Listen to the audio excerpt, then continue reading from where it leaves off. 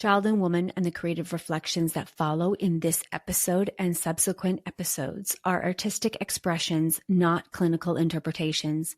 Nothing in this series is meant to diagnose, treat, or offer therapeutic instruction. If anything in these conversations touches a tender part of your story, please consider connecting with a qualified mental health professional, a trusted support person, or a trauma-informed practitioner. Your well-being matters, and you don't have to navigate any of this alone.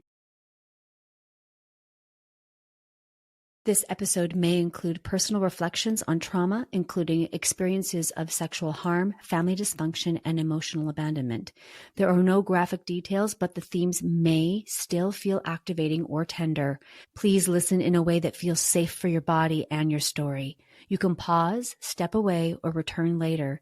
Your well-being comes first.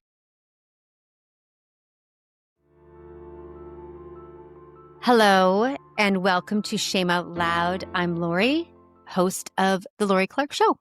Shame Out Loud is a space in The Lori Clarke Show where we talk about shame and fear and all those things that are really, really messy.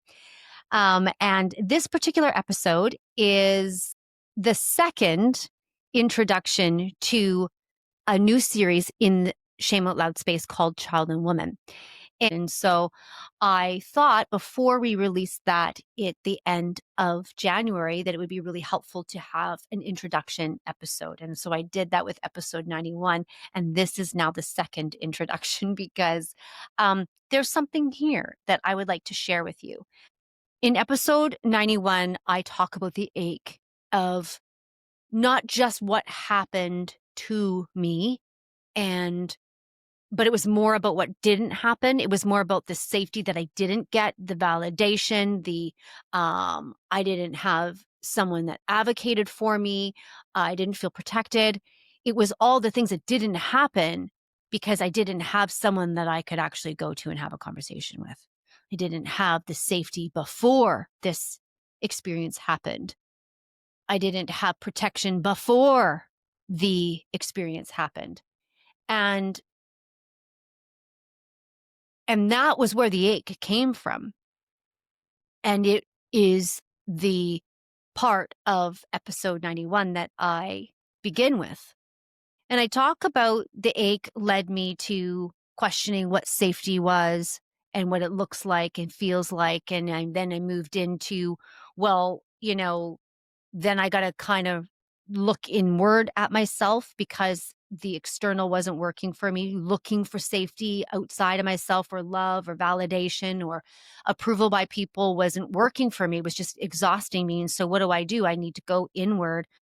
And then the question came to me, which was, well, what do we do when we go inside of ourselves? Where do we go when we go inward? What does that look like? And so I then share an experience about me looking in the mirror.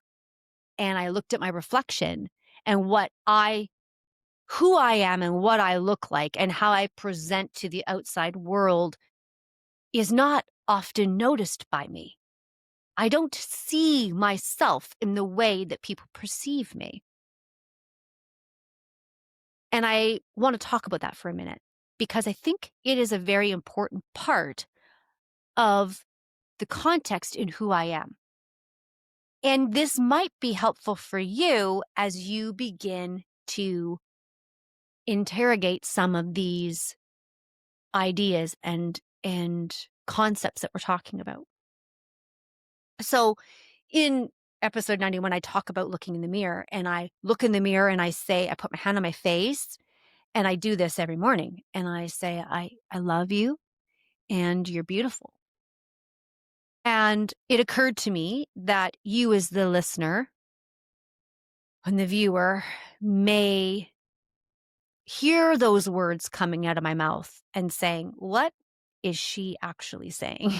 She's pretty. She looks like she has it all together. She looks like a successful, intact woman.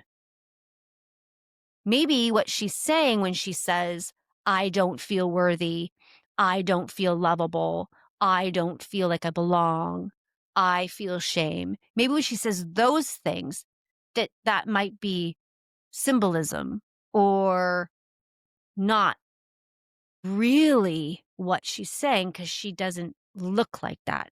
She doesn't look like she's struggling.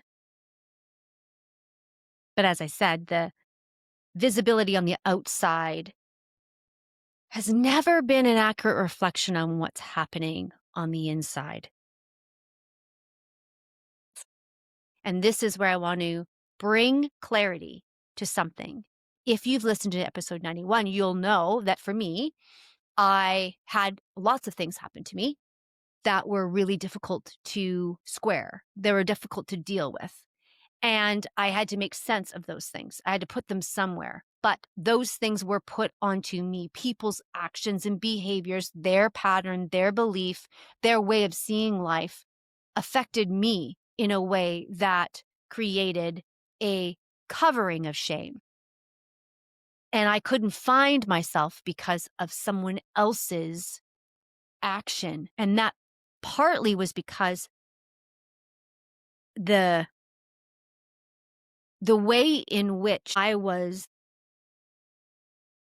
taken care of and protected was far less than what I deserved. And that all begins in a family environment, in what I would call a family container. So we are all born into something, and someone raises you. A group of people, a very small group of people, one person, maybe you are welcomed into a family and now they are raising you, but you're raised with a set of beliefs, a set of things that you'll hear. This is who we are. This is how we live. This is what is possible for us. This is what's not possible for us. And in that container, you also learn what is safe, what is allowable, what you can talk about, what you can't talk about, what stories you can share, what stories will be too vulnerable for the people that are in your family. They don't want you to say it outside of the family. There's also the stories that you can't ever share, you can't ever talk about, the unmentionables, the impermissible things.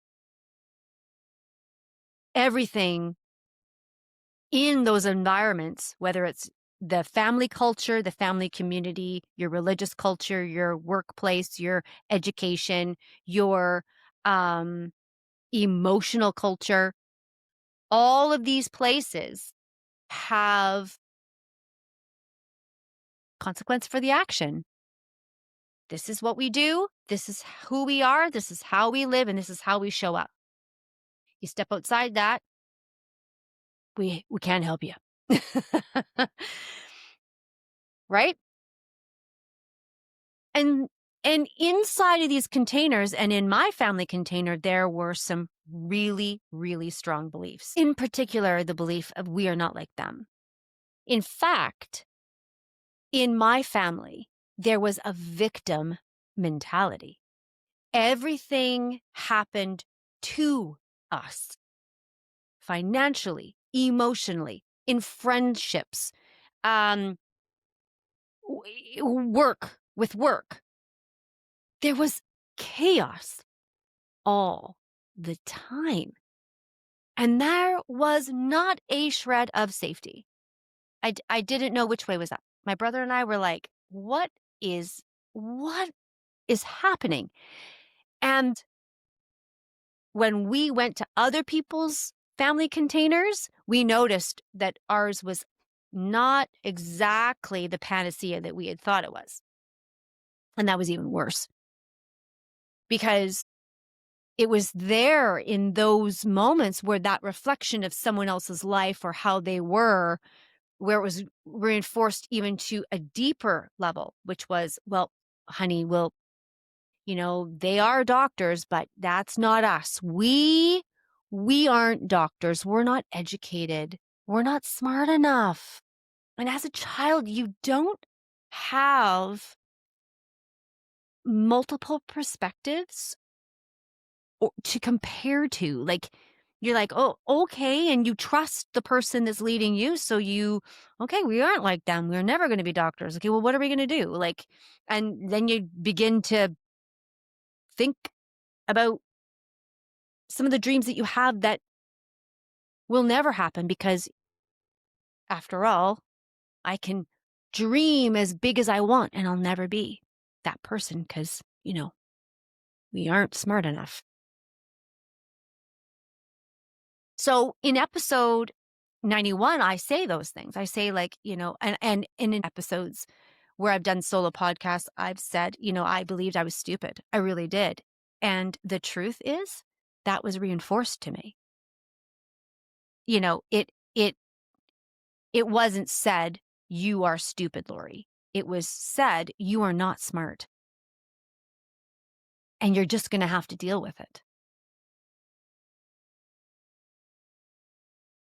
I didn't have context for that. I just knew that as a family, we were not a whole bunch of things. And the thing we were not was happy and safe and joyful. And we were not calm. And we were not like other people. And in that narrative that was given to me from the earliest of ages, there was also this very strong conversation that we are each other's helpers. And so together as victims, we will make it through the world together. And you just stay with me and we will be okay. And as victims, we moved through life. And let me tell you, one crazy thing after another happened. And it was all perpetuating this belief and pattern that we were victims, that we were not enough. We were worthless. We were not smart. We were not academic. We were not like them.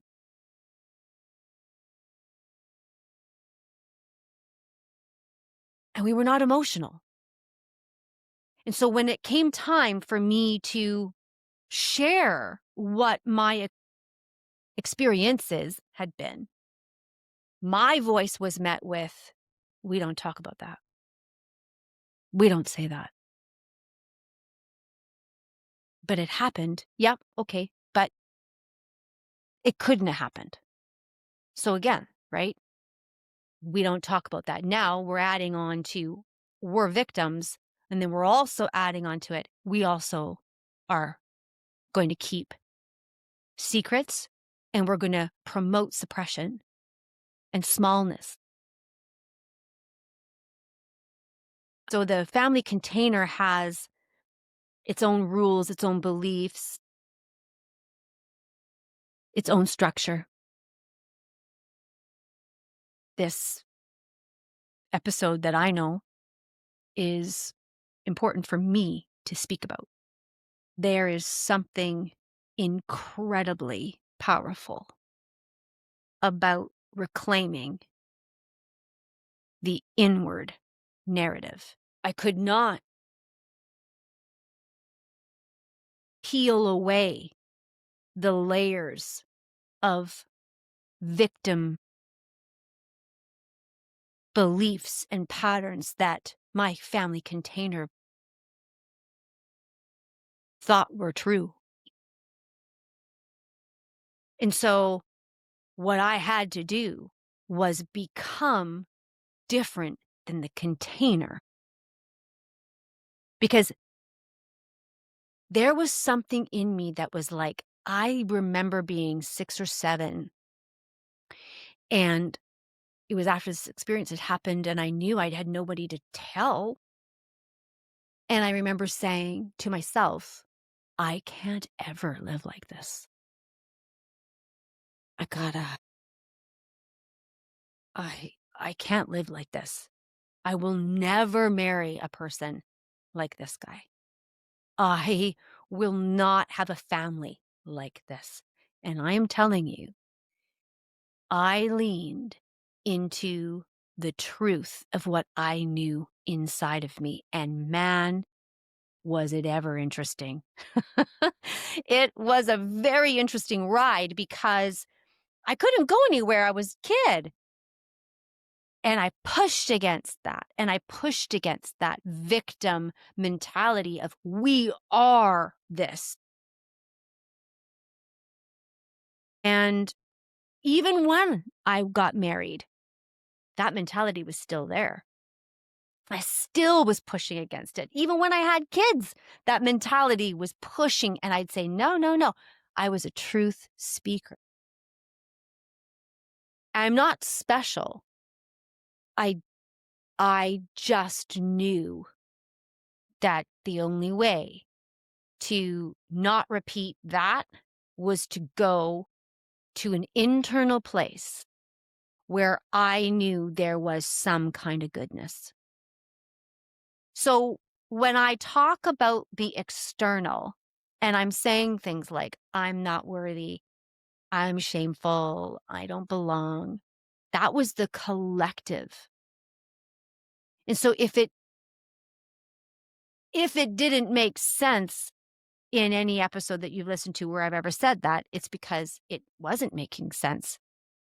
I wasn't explaining that I lived in a culture of victim. I still told the truth. And that truth got me into a space of healing and self-introspection and a deeper understanding of who and what and where I am today and how I got here. I actively chose myself. And I chose what best aligned with what I knew and wanted internally. I didn't want to feel the shame. I didn't want to be enmeshed in that anymore. That enmeshment, that where you're integrated into other people's way of being. I didn't want to be that. I wanted to be me. I wanted to be and stand on my own and be in charge of my own experience and my own life. And it was through that where I said, I want to pick what best aligns with me. I want to release the mindset of the collective. We are victims. We are worthless. We aren't ever going to be successful. We don't talk about those things. We don't believe you.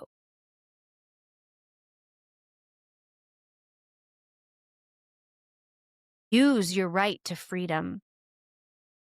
Use your right as having a free voice to say, I'm not doing that anymore.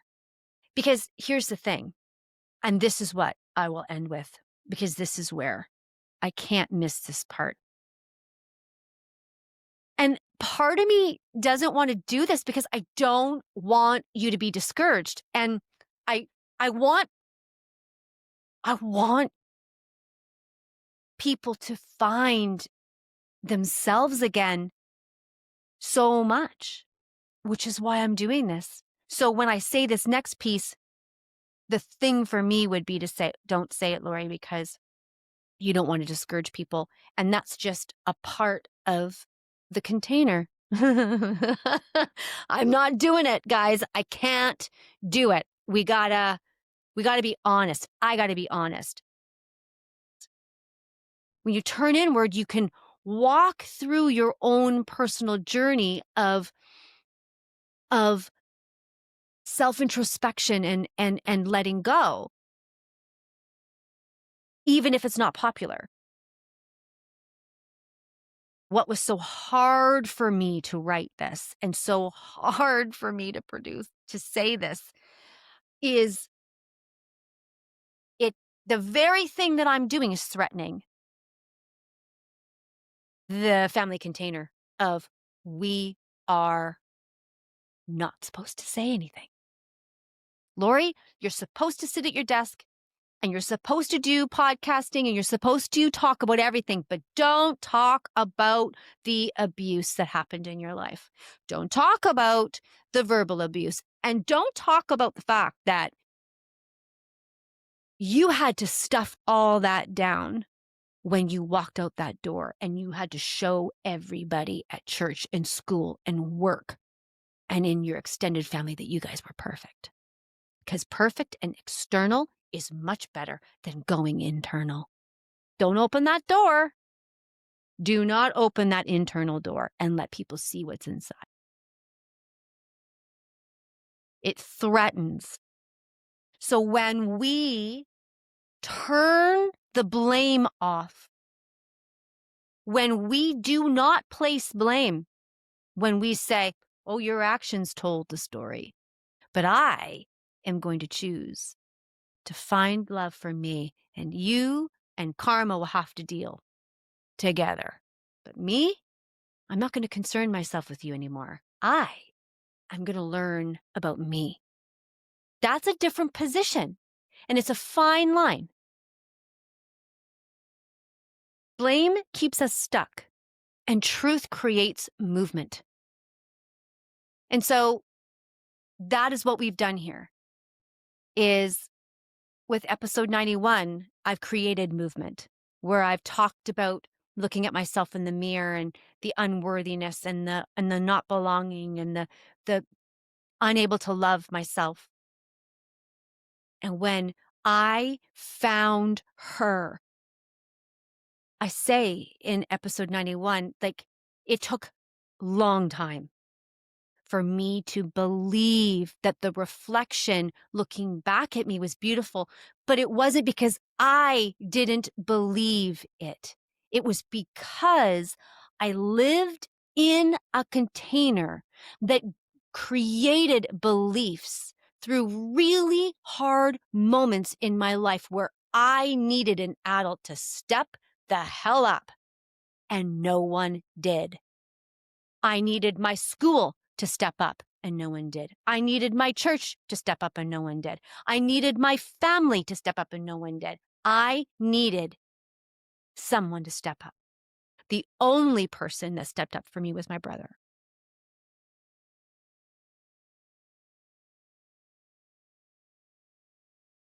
I just adore him, and we talk about it a lot.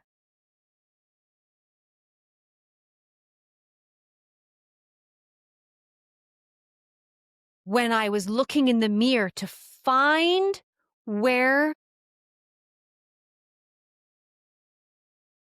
I had gone, where that 6-year-old went. Because when I was 6, before this whole experience happened, I loved myself. I thought I was the best thing in the world. I thought I was the most beautiful kid on the planet. I was like, and I was cute. I was sweet. I was a beautiful kid. And one day, not long after that, I looked in the mirror and I was like, whoa, whoever you were before that experience, you are so not lovable. You can't ever be her. Because she must have been the worst person, and you must be delusional because you thought she was amazing. You thought she was beautiful. You thought she was outstanding. When I look in the mirror, now I'm learning to unwind and untether and like disconnect myself from those old family stories. Truth of the matter is, it was only recent where conversation said, we believe you. And I was like in my mid-40s. I fought for my voice to be heard, and it never was. I wasn't believed. I was not believed. And so that does something to someone when you look in the mirror and you look at yourself and you see maybe that you're beautiful and you go, I can't be. The external didn't match the internal. And in my case, it was my internal was shame and all of those fear and all the self-doubt and all the things and all the impermissible feelings that you would feel. So when I'm looking at myself and I'm thinking, am I pretty? Those impermissibles don't allow for pretty. They don't allow for love.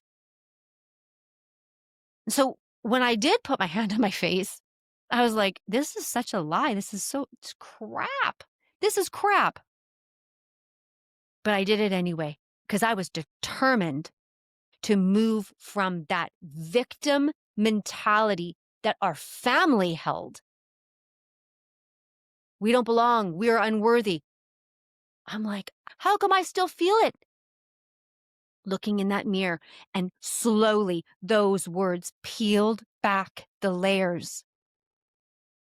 And I caught a glimpse of that little kid who, in her strawberry shortcake pajamas, jump up on the sink and sneak my mom's lipstick and put it on my lips. And I loved that. And then I was like messing it up and breaking it. So she bought me lip smackers and I just laced those on like as thick as I could. And I remember thinking, oh, you are just incredible. You are so divine and beautiful. Guys, I wanted her back. And when I looked in the mirror, what I was disavowing was the family container, the shroud of shame. Because to me, something mattered more than that family container. What mattered more when I started to turn inward was uncovering the love that I needed for myself. Because here's something that you all know if you come from a family container that has some really strong beliefs and patterns, good or bad, is that they do define you, healthy or unhealthy. And when you step away and you choose something different, that threatens the whole thing. So that's underneath the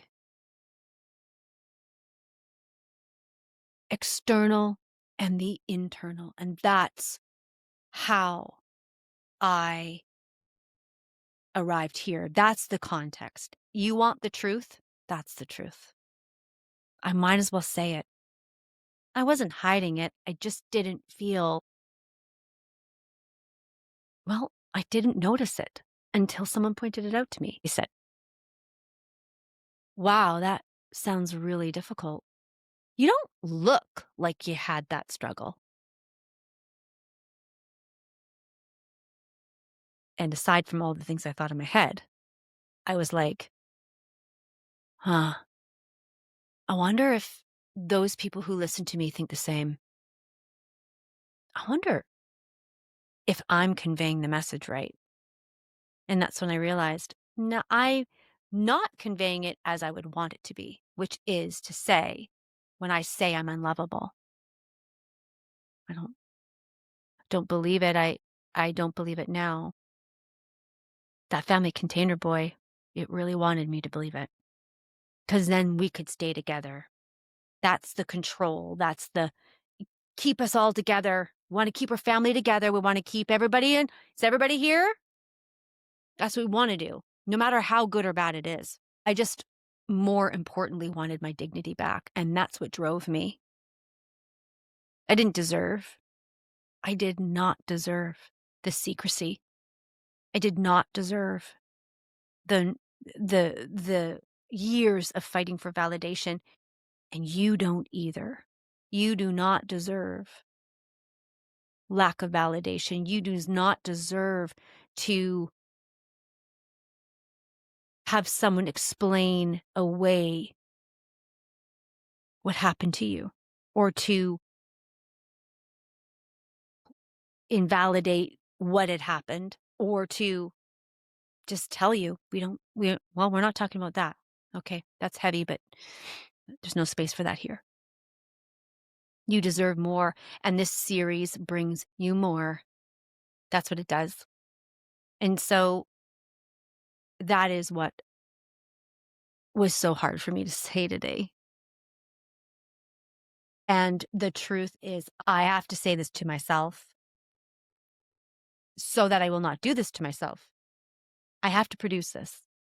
I must produce this, and I must not throw this away. This is what really does happen. So, external, there you go. External out there saying it. But internally, um, I can feel a healthy level of fear about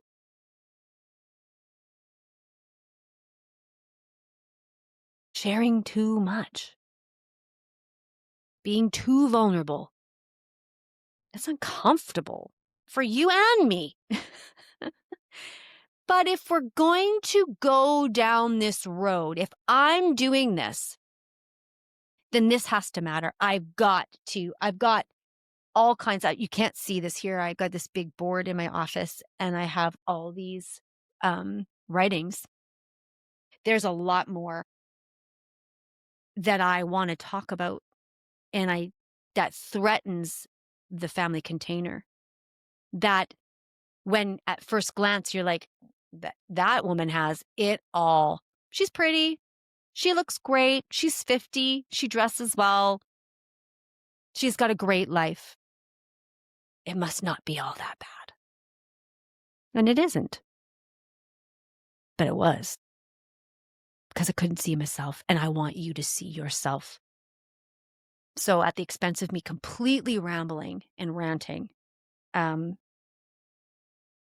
I looked in that mirror and the tears fell from my eyes, I realized that the internal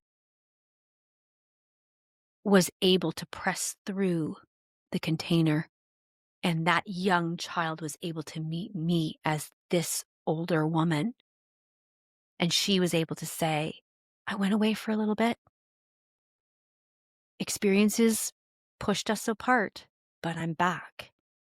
And you get to now connect to the love that you never had, and you get to be the love you never had to yourself, for yourself. You get to be the safety that you never had to yourself and for yourself. You get to be the validation that you never received to yourself and for yourself. You get to be, and it is okay to push against the system. You paid the price, and that's okay. It's okay to be afraid too. As a truth speaker, it's fearful. But I want to love myself more than anything in the world. And so I'm going to. And I'm going to encourage you to do the same. So thank you for joining me. I know that I said in episode 91, in the outro, I said, oh, I'll meet you in the child and woman reading. And I'll say that again. I will meet you in the child and woman reading when I release those at the end of January. And I thank you so much for taking the time. And if you remember one thing, just remember, it is always okay to disappoint everyone. But it is never okay to disappoint yourself. So, thank you for listening to Shame Out Loud. I'm Lori. And if you would like more from me and from this series, and to listen to other guests who have taken the time to come on my podcast, you can go to loriclarkemedia.com. And you can find me at my socials at The Lori Clarke Show. Thank you. Thank you for listening to me today. And may you find the love that you never had and may you return into this space where you can learn to love yourself and feel safe in your own body, mind, and soul. I will see you in the next episode.